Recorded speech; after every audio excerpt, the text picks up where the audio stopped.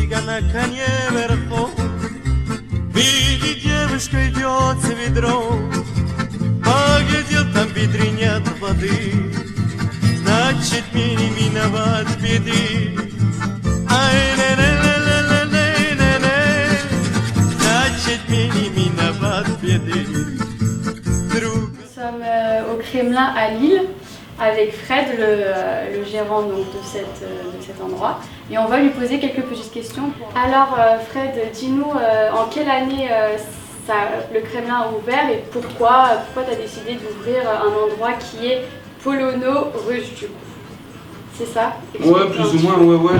Enfin, l'ouverture réellement de l'endroit, ici, c'est 82. Au départ, on est à 2, avec Bruno, qui 3-4 ans après partira, et la formule va évoluer, et on peut dire que réellement comme ça, c'est 86, 87, c'est difficile pour moi de me rappeler. Et dans un premier temps, c'est plus pub, on a assez vite des vodkas, ce qui se fait pas du tout. Les gens ne boivent pas des vodkas pure nature comme ça. Et au fur et à mesure, avec la possibilité d'importer, même avant 89, ce qui était un peu, ce qui était un peu plus comique, quoi. On n'avait pas forcément ce qu'on voulait, ni dans les quantités, ni, bref. Entre la commande passée et la commande livrée, ça pouvait être complètement assez différent, on va dire, assez différent. Mais ici, on trouvait toujours des vodkas que les Polonais eux-mêmes, par exemple en Pologne, ne trouvaient pas. Il y a eu des groupes de théâtre, de musique qui dans ces années-là, passaient en France. On me les ramenait un petit peu.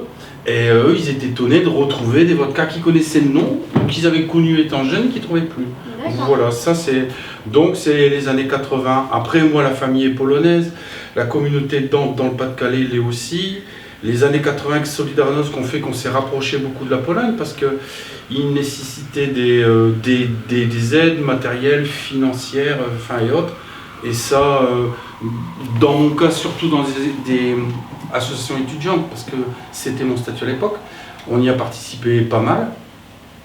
Et ça commence, donc Solidarność, c'est 81, les accords de Gdansk, 13 décembre 80, août 80, les accords de Gdansk. Ouais, moi je... Donc depuis 89, ici, le décor, il n'a pas changé, il est resté tel quel. Avant 89, avant 89. Et c'est resté tel quel jusqu'à aujourd'hui. Ouais, bien sûr. Ouais. C'est rare, mais c'est génial du coup. Ouais, c'est ce qui attire le monde. Ça se fait un peu, ça s'est fait après 89, mais une fois effectivement le mur de Berlin tombé, ça s'est fait. Je connais un ou deux bars en Pologne, on m'a parlé de ça en Lituanie, etc. Mais ouais, dans l'ensemble, ça s'est pas trop fait, quoi. Après, moi, c'est authentique. Ouais, authentique et en même temps, parce que ça correspond à une histoire de famille, à un intérêt total. C'est pas un truc de vacances, tu vois, où tu vas dans les îles et tu reviens, tu vois, je vais vendre du rhum, c'est super, on va mettre de la musique antillaise et c'est les vacances. Non, effectivement. On sent qu'il y a une histoire derrière. Il y a un passif, quoi. Mais sorti de là, est-ce que les gens le ressentent autant que ça? Moi je m'en rends pas bien compte de toute façon. Et donc hier on est passé pour goûter un petit peu vos produits, donc c'était super bon. Et on vous a un peu parlé de notre application et tout, et puis vous nous avez dit naturellement que voilà, vous n'aimez pas les applications, donc expliquez-nous un petit peu. De fait, j'ai une défiance parce qu'il y en a énormément.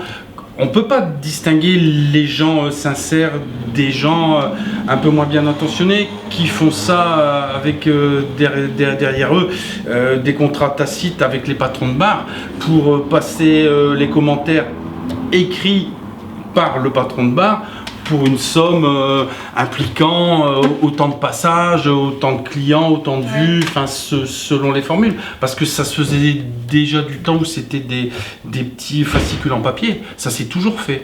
Et moi de fait, j'ai une défiance. Je veux bien croire qu'il y ait des gens sincères, mais après, même des clients qui se sont mal comportés, eux se sont trouvés géniaux. Hein. Ils ont cassé les pieds à toute la clientèle, ils trouvaient qu'ils sont très festifs, très rigolos, et en fait ils ont des attitudes de bof totales, quoi. On leur demande de se calmer, ça s'échauffe un peu, ça se termine, bon voilà, non j'ai jamais eu ça. On m'a obligé à avoir un truc là en novembre qui s'ouvre, que j'utilise jamais. De toute façon, entre deux Vous outils, n'êtes pas tellement connecté, quoi. ça sert à rien. Ça sert à rien, non, je pense pas, non. Ça, c'est pas utile. Et quand Comme vous j'ai pas de quand 4x4, c'est pas utile. Quand vous contactez la famille en Pologne, vous faites comment? Parce que moi aussi, je suis polonaise et je contacte ma famille par Messenger. Sur Non, le téléphone encore classiquement. Enfin, Ah ouais. là, il y a toujours un téléphone mural qui fonctionne, hein, Ah ouais. avec le C'est combiné, génial. l'écouteur Les et le cadran. roulettes, Le dernier, je sais pas pourquoi il fonctionne toujours, mais il fonctionne, ouais. Non, puis on avait l'habitude de se donner des rendez-vous dans 6 mois devant l'église de machin à telle heure.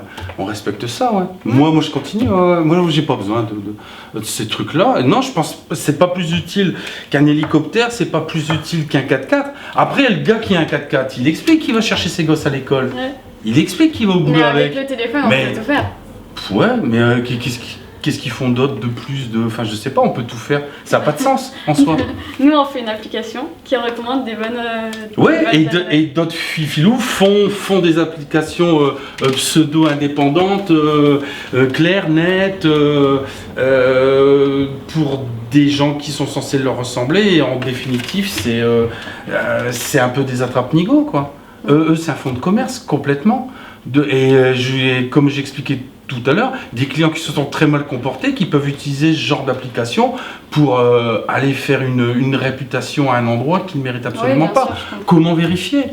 Moi, ici, depuis 82, j'ai jamais fait de publicité où que ce soit.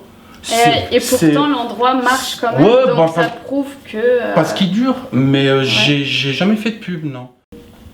Et donc hier aussi, on a vu que voilà, vous avez ramené toute une ligne de shots Ouais. d'alcool. Et pourquoi comme ça? Bah, Pourquoi c'est quoi l'idée? Il y a un panel de vodka ici qui oscille toujours entre 80 et 100.